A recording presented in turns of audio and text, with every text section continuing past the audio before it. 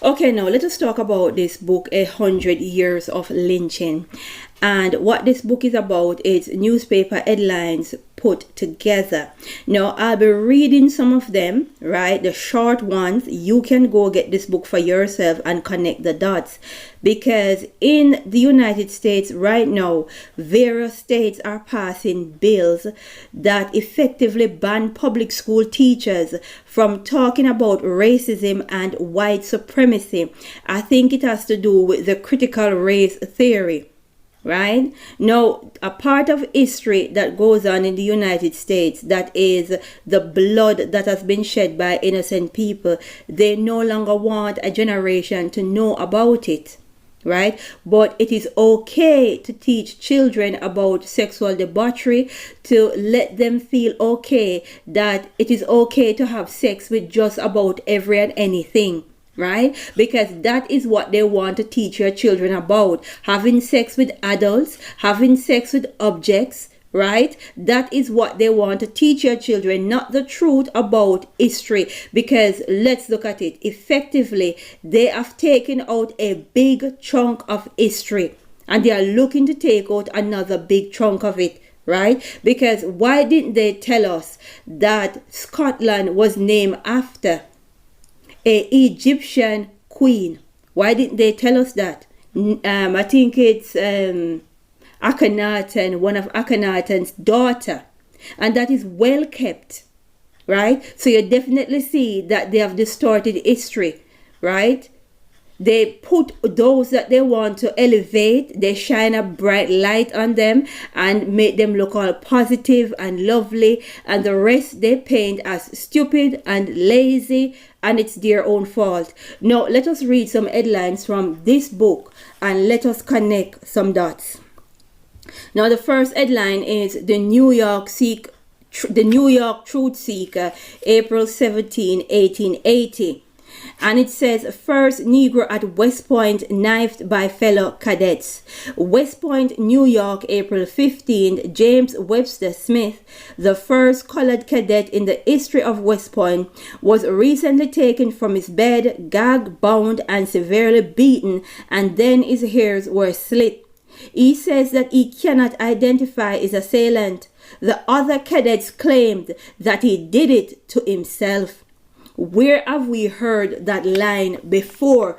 Because right now we have a situation in those United States where quite a few black people, right, both men and women, coming up hanging from trees, and the authorities and those in charge keep saying they commit suicide. In other words, they did it to themselves. And that is coming from the 1800s. Right? No wonder they don't want it to be taught in schools. They don't want people to know what happened. Right? And people need to understand that justice is coming to America. Judgment is coming to America. And there's nothing nobody can do to stop it. Let us get into some more. And this one is from the New York World. And it is December 30, 1900. Harvard professor favors legalizing lynching. This is the same Harvard that many of you would give your right arm to go to, right? Because many of you want to be a part of these United States, and you don't realize the satanic wicked past that they have, and that is still going on. No, it says this: Harvard professor favors legalizing lynching. Sounds like the purge to me. Detroit, December 29th. Professor Albert Bushnell Hart of Harvard College, speaking before the American Historical Association in convention here today, said that if the people of certain states are determined to burn colored men at the stake, those states would better legalize the practice. Right? And that is from a Harvard professor. Understand what is happening. And that is why they don't want these stories to go out. They don't want this part of history, right? This is indirect burning of books, right? Soon, they will say all of these books need to come off the shelf to get rid of them. Let us get into some more. Now, this one is from the Chicago Record Herald, and I'm not going to read out all of this one because it's a bit lengthy, and it headlines, Whites Are Called Demons, June 29th, 1903. Now it says, Wilmington, Delaware, June 28, the lynching of the Negro George F. White was the chief topic in 2 churches here today. In the Negro church, some violent sentiments were expressed by a Negro pastor, and in a white church, the utterance of a week ago by the white pastor were endorsed by the congregation. In the First African Methodist Episcopal Church, the Reverend Montrose W. Thornton said, "The white man in the face of his boasted civilization stands before my eyes tonight, the demon of the world's races, a monster incarnate, and in so far as the Negro race is concerned, seem to give no quarter. The white is a heathen, a fiend, a monstrosity before God, and is equal to any act in the calendar of crime. I would sooner trust myself in a den of hyena as in his arms, with a court, law, and officers of law in his hands. The despised Negro can expect no mercy, justice, nor protection. The Negro is unsafe anywhere in this country. He is the open prey at all times of barbarians who know no restraint and will not be restrained." Now you got to get this book for yourself and read the various headlines that they put together over 100 years telling you what happened in those United States. These are the things that they do not want people to know about, right? Now, this one is from the Boston Guardian. April 30, 1914, Negro youth mutilated for kissing white girl. Marshall, Texas, because Texas is one of the states that so far bring in that law, right? And that is why I wasn't sorry for them when they were going through their little judgment. And there is much more that will come to America, especially Texas, because let me tell you something, this book shed light on a lot of atrocity that took place in Texas, especially Waco, Texas, right? It says Negro youth mutilated for kissing young white girl. Marshall, Texas, April 29th. Because he's alleged to have hugged and kissed a white girl, daughter of a farmer, Charles Fisher, a Negro youth was recently badly mutilated by a mob near here. According to Sheriff Sanders and County Health Officer Taylor, the mob sheared off the youth's hairs, slit his lips, and mutilated him in other ways below the belt. Right? Now, the former United States President had this to say: "I tremble for my country when I reflect that God is just, and that His justice cannot sleep forever." And that is from Thomas Jefferson. Justice, judgment is coming to America. Regardless of how much laws you have passed and how much history you have distorted and you destroyed, the truth will always find a way. Now, this is from the Atlanta Constitution, July 15, 1914. A Negro hanged as a mule thief. Lake Comortant, Mississippi, I think, July 14th, James Bailey, Negro man, was hung today by a mob of about 20 masked men. He had been accused of the theft of 3 mules. I wonder if they actually found him with any mules. Right? Now, let us look at another story. And this is a would-be chicken thief. New York Herald, December 6, 1914. Now, this is from Spartanburg, South Carolina, December 5th. for the crime of crawling under the house of a white citizen with the intention of stealing chickens. Willie Green, a young Negro, was lynched Thursday night by a mob at Cowards, a rural settlement near here. Listen to the name. Cowards take the man to lynch him at Cowards. A fitting name. Now, this one is from the Cleveland Gazette, and it is December 13, 1914. And it says, Negro is burnt alive, screaming, I didn't do it. Shreveport, Louisiana, December 12. Charred remains of Watkins Lewis, the third Negro to die at the hands of mobs as the result of murder of Charles Hicks, postmaster at Sylvester, Louisiana. I think that is Louisiana. Last week were found today near Sylvester, bound to a tree with coils of wire.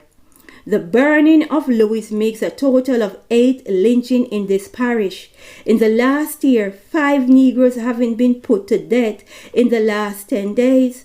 Toby Lewis and Monroe Lewis were lynched last week for their alleged part in the Hicks murder. Stories here tonight tell of a mob of 200 white men formed in the outskirts of Sylvester last night. Lewis, cringing with fear, was taken from the jail here, placed in a motor car, and whirled to the mob.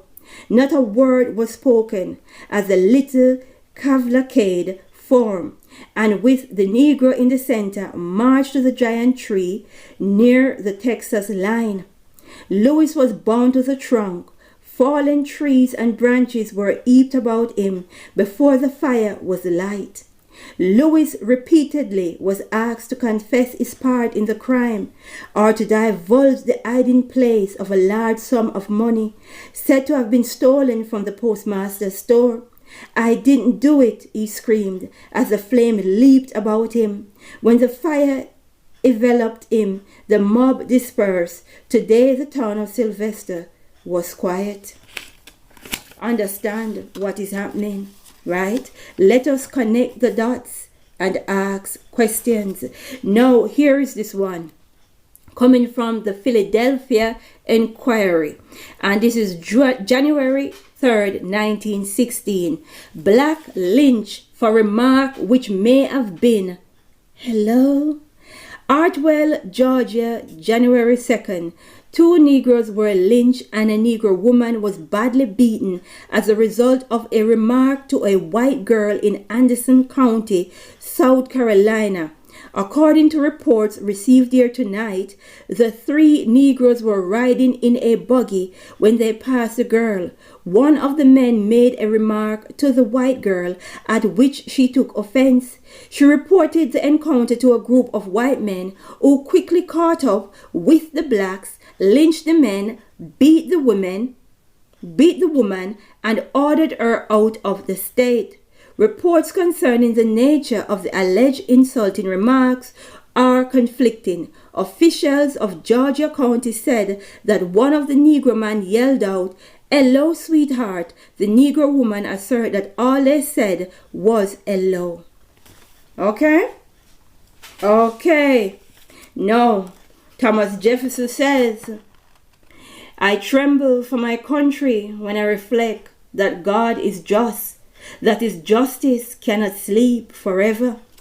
Understand that justice is coming to man, right? Now, let us go over to Waco, Texas, because Texas is going to get the justice. Texas is going to get that work, right? And this is from the New York World, and it is May 16, 1916. 15,000 witness burning of Negro in public square. Now, this is coming from Waco, Texas. And May 15, screaming for mercy until the flames silence him. Jesse Washington, a Negro of 18 years, was burned to death by a mob in the public square here today. Many women and children were among the 15,000 who witnessed the lynching. Just a week ago, the lad assaulted and killed Miss Lucy Fryer, a white woman, in her home at Robinson, 7 miles from here. There was no question of his guilt, and he got one of the quickest trials on record in this part of Texas. The proceeding ended this afternoon when the jury brought in a verdict of guilty, carrying with it the death penalty. "I am sorry I done it," said the prisoner in a whisper, shaking with fear as he saw the crowd in the courtroom rising threateningly all around him. With the pronouncement of the verdict, "Get that nigger," was a shout raised by some, and it was chorused by the mob. The leaders made a rush, sweeping officers and lawyers aside. The Negro was seized and then was dragged from the courtroom. The first suggestion was to hang him from the suspension bridge, and a chain was tied around his neck, and he was dragged yelling in that direction. "Burn him!" roared hundreds of voices, all raised at once. And the idea pleased the mob, so the Negro was dragged by the chain in the City Hall Square. There the ringleader stood him under a tree and threw the chain over a limb. Boxes and sticks of wood were piled around him, and then he was hoisted over the pile. His clothing was saturated with oil, and a match was applied. At a signal, the Negro was hoisted further in the air, then was let fall into the flames.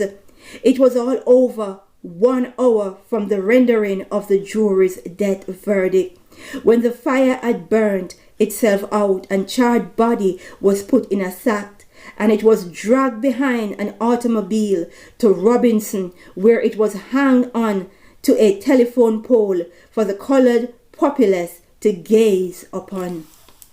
Right? Understand why they are trying to suppress this history, why they are trying to hide all of this. And especially Texas, they were the first. They jumped to it because they've got a lot of dirt that they don't want nobody knowing. Right? Let us get some more from this book.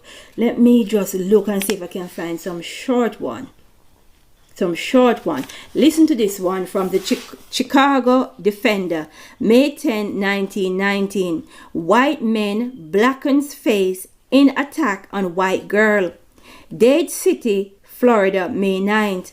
Luther Wilson White blackened his face and attack a 16-year-old girl while she was on her way to school here last week. According to the girl, Wilson, with his face and hands blackened with a grease paint, waylaid her as she was passing through a strip of heavy timber. He tied her hands behind her back, and in doing so rubbed some of the paint from his hands. She recognized him after a due course of time and pleaded with him to give up his purpose on the theory that she would not tell anybody. Wilson is a relative of hers by marriage, the girl later told a neighbor.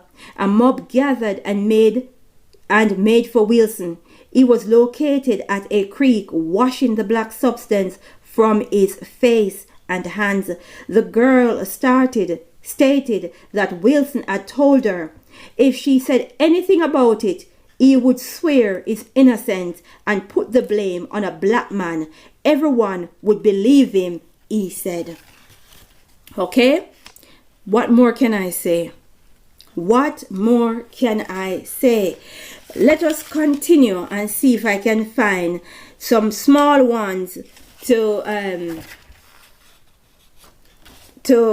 share with you. This one is from the Chicago Defender, and it's from February 17, 1923. Whites in Georgia display parts of Negro bodies. How sick is this?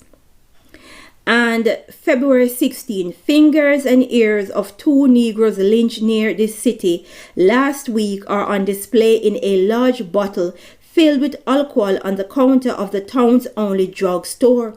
An inscription beside the bottle reads, What's left of the niggers that shot a white man, Lindsey B. Gilmore, a white grocer, was shot when he took after two Negroes unidentified who were caught stealing some cheese and cash from Gilmore stores.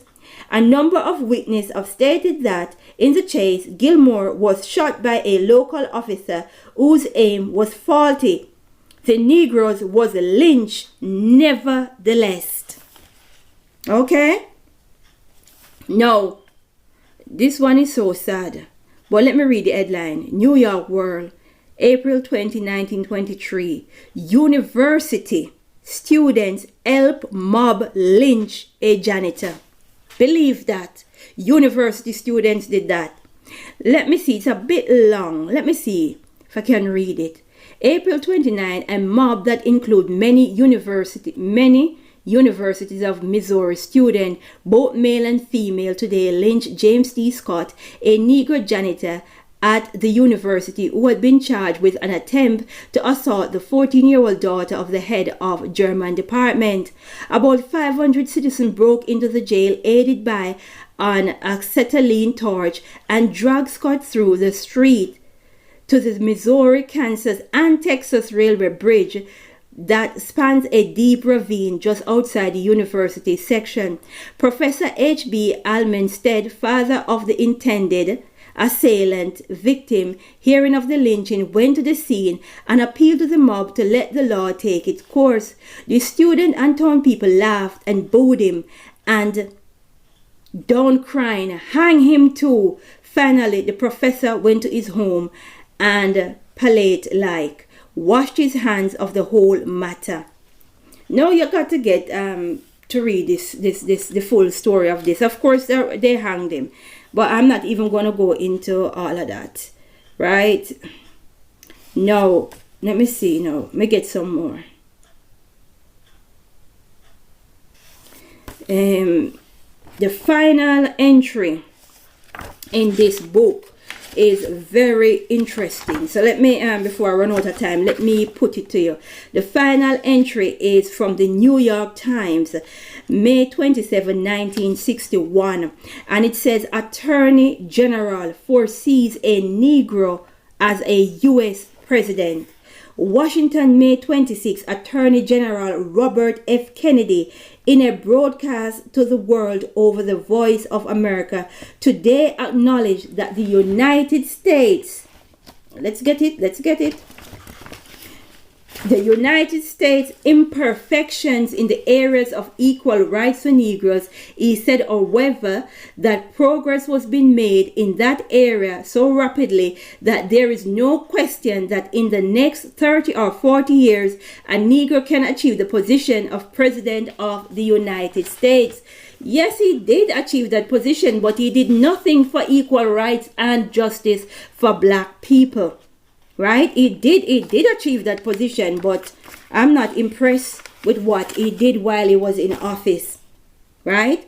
No, you need to understand that these people are trying to suppress history. So you need to go out and get these books, put them down, read them to your children, and let them understand what these United States is all about. Let them know the history of what happened a few years ago, because this one is from the New York World Telegram, and it is December 18, 1933. Hearts and genitalia carved from lynched Negro corpse. Who does that? And this is from Texas again.